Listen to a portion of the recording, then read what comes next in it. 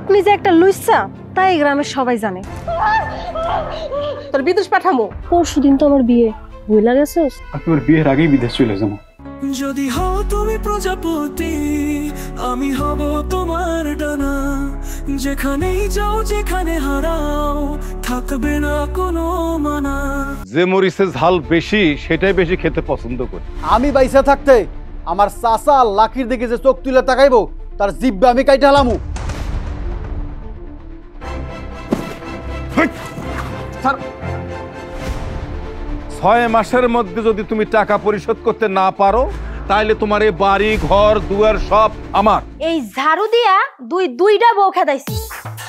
হুক্কা বানাইতে বানাইতে আমার পড়াশোনার সময় চলে গেছে। তুই কত মোবাইলের মধ্যে এখন কালো মানুষটা ধলা করা যায় না? তোর তো জীবনে বিয়া করবো না।